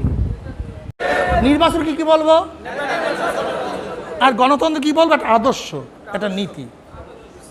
গণতন্ত্রের আদর্শ যেমন সমাজতন্ত্রের আদর্শ, ডেমোক্রেসি একটা আদর্শ, কমিউনিজম একটা আদর্শ, ইসলাম একটা আদর্শ। কি কথা ঠিক না? কিন্তু নির্বাচন কোনো আদর্শ না। হ্যাঁ, ক্লিয়ার? নির্বাচন কোনো আদর্শ। নির্বাচনটা কি ভাই? কিসের পদ্ধতি? কিন্তু গণতন্ত্র, সমাজতন্ত্র, ইসলাম। এখন কেউ যদি বলে গণতন্ত্র আর নির্বাচন এক, তাকে কি বলবো? মারুফ তুমি, তোমরা কি বলো? জাহেল, আজহাল। এইটাই জাহেল, এইটি আজহাল। গণতন্ত্র আর নির্বাচন ফার ফার ডিফারেন্স। গণতন্ত্র হলো একটা আদর্শ, আর নির্বাচন হলো নেতা নির্বাচনের পদ্ধতি। এবার বলেন নেতা নির্বাচনের পদ্ধতি ইসলাম কি দিছে? আমি বলবো কিছুই দেয়নি ইসলাম। তুমি কি বলবো? দিছে? দাও, কোনটা দিছে? দাও, কোনটা দিছে? দাও আমাকে বলো, কেন দেয় নাই? ইসলাম চিনো কি জিনিস? ইসলাম জানো ইসলাম কি জিনিস? ইসলাম কোনো যুগে থমকে যাওয়ার নাম ইসলাম না। ইসলাম কোনো দেশের মধ্যে ইসলাম না। ইসলাম কোনো যুগের জন্য ইসলাম না। চলমান। দেখছো ইসলাম, আল্লাহ, আমি প্রেশান হয়েছে ইসলামের থিম থিওরিতে। আমার এই পশম দাঁড়ায় গেছে। দেখো দেখো, ইসলাম নেতার চরিত্র বাতাইছে, নেতার আদর্শ বাতাইছে, কিন্তু নেতা নির্বাচনের পদ্ধতি একক বাতায় নাই। আমি প্রেশান হয়ে গেছি, এটা বাতায় নাই কেন? অথচ ইসলাম বলছে নেতা হবে কি, আইয়াকুনিল ইমামু মুসলিমান, আইয়াকুনিল ইমামু বালেগান, আইয়াকুনিল ইমামু আকিলান, আইয়াকুনিল ইমামু কবিউল কল ফিল হারবি ওয়াস সিলাহে, আইয়াকুনিল ইমাম মুস্তাহিদান ফিল উসুলি ওয়াল ফুরুয়ে। দেখেন, নেতা নির্বাচনের যতগুলি আদর্শ দরকার সেগুলি বাতাইছে, কিন্তু নেতা নির্বাচিত কিভাবে হবে পদ্ধতি বাতায় নেই ইসলাম নির্ধারিত। এর কারণটা কি? দেখো, আবু বকর সিদ্দিক রাদিয়াল্লাহু তাআলা জমানায় তার নেতা নির্বাচনের পদ্ধতি এক ছিল, ওমর ইবনে খাত্তাব রাদিয়াল্লাহু আনহু ভিন্ন, ওসমান গনি রাদিয়াল্লাহু তাআলা আনহু, আলীউল মুর্তাজা রাদিয়াল্লাহু তাআলা আনহু। দেখছো, তুমি খেয়াল করছো খোলাফায়ে রাশিদিনের 4 জনের নেতা নির্বাচনের পদ্ধতি 4 রকমের, এক রকমের না। ইসলাম কি শিক্ষা দেয় দেখো, যদি নির্দিষ্ট কোনো একটা পদ্ধতি ইসলামের নেতা নির্ধারণের ব্যাপারে সিলেকশন করত, বাতায়া দিত, হতে পারত, আমাদের এই দেশ সেটাকে কবুল করে না, আমাদের এই মাটি সেটাকে পছন্দ করে না, এই গোত্র সেটাকে মানতে চায় না। এই ইসলাম বলতে চায় নেতা নির্বাচনের পদ্ধতি তোমরা আবিষ্কার করো, লেকিন কোন ধরনের নেতা হবে, তার আদর্শ কি হবে, সেটা আমি বাতায়া দেবো। এর জন্য গোটা দুনিয়ার মধ্যে নেতা নির্বাচনের পদ্ধতি এক নেই। আর একটা কথা মনে রাখতে হবে, গোটা দুনিয়ার মধ্যে বর্তমানে ফিলহাল গোটা দুনিয়ার মধ্যে নেতা নির্বাচনের পদ্ধতি এক না। এক এক দেশে নেতা নির্বাচনের পদ্ধতি এক হয়, এক এক দেশে কি হয়, এক হয়। এর জন্যই নবী আলাইহিস সালামের জমানার পরবর্তী জমানায় খোলাফায়ে রাশিদিনের জমানার পদ্ধতি কি ছিল, ভিন্ন ভিন্ন ছিল। তা যদি নির্বাচন তার নেতা নির্বাচনের পদ্ধতি হয়, আর পদ্ধতি ইসলাম নিজে বাতাইয়া না দিয়ে থাকে, তাহলে যে কোনো পদ্ধতি গ্রহণ করতে আপত্তি কোথায়? হ্যাঁ, এখন তোমরা বলো, সবাই বলো, কি বলো না, আপত্তি আছে? উসুল ঠিক করে দিছে। এখন দেখো এই নাহুমিরে পোলাবেন করে নাই, নাহুমিরে পোলাপনে ফতুয়া দিবে তো, উপায় নেই তো, দিতে বাধ্য, এটা দিতে বাধ্য। আমি যখন শখ দিয়া দেব, আমি যখন তোমাদেরকে উসুল দিয়া দেব, মূল নীতি দিয়া দেব, তখন দেখবে মূল নীতির মধ্যে মিজানের পোলাপানা বলবে যে না, আসলে ওটা ঠিক না, এইটা ঠিক, এইটা উচিত না, এইটা উচিত, এটা বলতে বাধ্য তারা। এবার আসো, এবার খুব ভালো মতো বুঝো, বোঝার চেষ্টা করো। বলতে পারো হুজুর, বুঝলাম নির্বাচনের মধ্যে যারা ভোট দেয়, ভোটারদের মান তো এক না, ভোটারদের মান কাজে এটা কেমন হইল? আমি বলবো আব্দুর রহমান আউফ রাদিয়াল্লাহ, ওসমান গনি রাদিয়াল্লাহু, আলী রাদিয়াল্লাহু ব্যাপারে যখন সমর্থন কালেকশন করতে গেছিল, তখন কি শুধু বিজ্ঞ লোকদের কাছে প্রশ্ন করছে, না মহিলা, ছোট, বাচ্চা সবার কাছে প্রশ্ন করছে? সবার তো মান সমান না, এটা জায়েজ হইল কেন? কথা বলো। আব্দুর রহমান আউফ রাদিয়াল্লাহু যখন সমর্থন কালেকশন করতে গেছিল, তখন তিনি শুধু বুদ্ধিমান এবং নেতৃস্থানীয় লোকের কাছে প্রশ্ন করে নাই, তিনি মহিলা, যুবক, মুরব্বী, ছোট বাচ্চাদের কাছে প্রশ্ন করছে, তোমরা কাকে চাও? যেমন আব্দুর রহমান আউফ রাদিয়াল্লাহু তাআলা আনহু নেতা নির্বাচনের ব্যাপারে সমস্ত সদস্যকে জিজ্ঞাসা করছে। বর্তমানে যদি নেতা নির্বাচনের জন্য সমস্ত সদস্যদের কাছে আমরা প্রশ্ন করি, তাহলে সমস্যা কোথায়? এবার আসেন, ঠিক আছে বুঝলাম তোমাদের ইশকাল, কিন্তু ইশকাল যদি শুধু সংসদের নেতা নির্বাচনের জন্য করো, তাহলে মসজিদের ইমাম সে নেতা কি নেতা না? মাদ্রাসার মুহতামিম সাহেব সেই মাদ্রাসার নেতা কি নেতা না? এবার তোমাকে যদি প্রশ্ন করি, তুমি যে ইমাম নির্বাচিত হইছো, কাদের ভোটের মাধ্যমে হইছো, কাদের সমর্থনের মাধ্যমে হইছো? সে মুসলি কারা? কি কথা বলেন না কেন? সেখানে বোতল খাওয়া পার্টি আছে কি নাই? সুদ খাওয়া পার্টি, জানি, ডাকাত, 6 নাম্বার, বেনাম্বার। তাই বেনাম্বার 6 নাম্বার মধ্যা সবার সমর্থনে ইমামতি তোমার সহি হতে পারে, তা আমাদের সবার ভোটে সংসদের ইমামতি সহি হবে না কেন?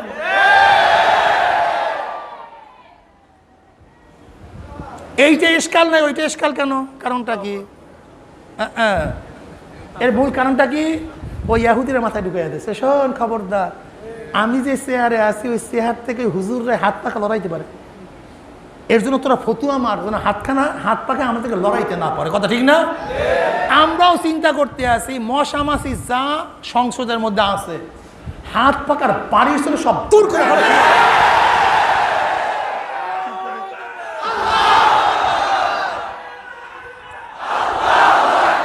শোনো শোনো শোনো, এখন বলতে পারেন হুজুর সব গণতন্ত্রের বুঝলাম, নির্বাচন গণতন্ত্র না। বুঝলাম নির্বাচন গণতন্ত্র, কিন্তু গণতন্ত্রের অধীনে তো নির্বাচন হয়। কোথায় গিয়ে বুঝছে দেখছো? কোথায় গিয়ে বুঝছে? বুঝলাম নির্বাচন, কিন্তু কিসের? গণতন্ত্রের অধীনে। কত বড় দরবেশ মানুষ, আল্লাহু আকবার। আমি তখন তাদেরকে বলবো, ভাই তুমি বিয়া করছো? তাহলে হুজুর করছি তো, আমার 6টা বাচ্চা কাছে।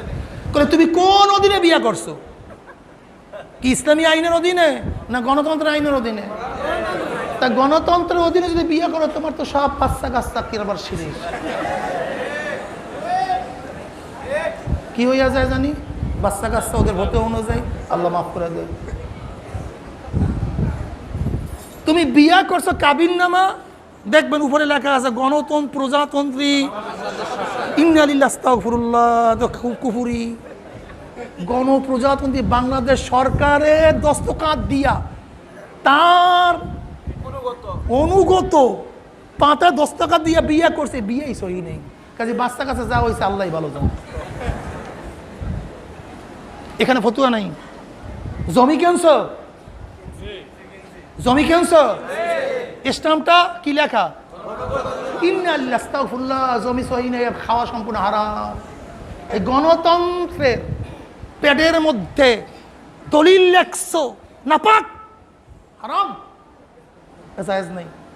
জমি তুমি মসজিদে ফিরাইয়া দাও, জমি নিও না। মসজিদ বানাইছো কোথার কোন নিয়মে? বলে বাংলাদেশ গণপ্রজাতন্ত্রী বাংলাদেশ সরকারের নিয়মে। নাউজুবিল্লাহ, হারাম। মাদ্রাসা বানাইছো? আরে বানাইছি, হারাম। বিদেশে যাও টাহানার জন্য? বলে যাই তো। বলে পাসপোর্ট বানাইছো? বলে বানাইছি তো। লেখা কি পাসপোর্টের মধ্যে? আল্লাহ নাউজুবিল্লাহি মিন যালিক, গণপ্রজাতন্ত্রী বাংলাদেশ সরকারের পাসপোর্ট। এটা সরকার হয়ে গেছে, জাহান্নামে চলে গেছো ভাই। ভাই কেসে পড়ছো? বলে হুজুর পড়ছি তো। বাইরে হইছো কবে? বলে এই তো 2 দিন আগে জেল দিয়ে বাইরে এলাম। বলে কোরআনই আইনে তো বাইরে হইছো নাকি? কোরআন হাদিসে শরিয়া নাই বাইরে হইছো না তুমি জেলখানা থেকে? কোন আইনে বাইরে হইছো? ইন্না লিল্লাহি ওয়া জেলে ঢুকবে না, আবার জেলে ঢুক। কি কথা বলেন না কেন? তুই জেলে থাক, ইসলামী হুকুমত করব, শরিয়া আইন বানাবো, এবার তোকে বাড়ি করবো।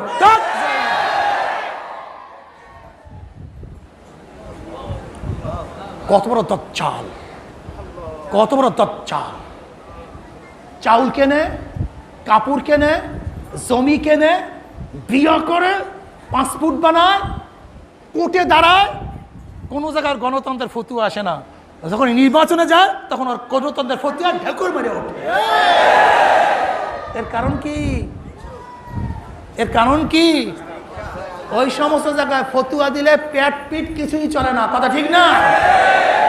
আর ওই জায়গায় ক্ষমতায় যাওয়ার কোনো সম্ভাবনা থাকে না। কিন্তু এই জায়গায় যদি ফতুয়া না দেয়, তাহলে ইসলামপন্থীরা আজকে হোক কালকে হোক ক্ষমতায় যেতে, কাজে ফতুয়া দিয়া যদি ইসলামপন্থীরা ক্ষমতায় যেতে না পারে, এর জন্য ফতুয়া দিয়া ওই পথকে বন্ধ করে দেয়। এর জন্য ওরা নির্বাচনকে হারাম বলে এবং ইসলামকে ধ্বংস করার চক্রান্ত করতেছে। বুঝাইতে পারছি?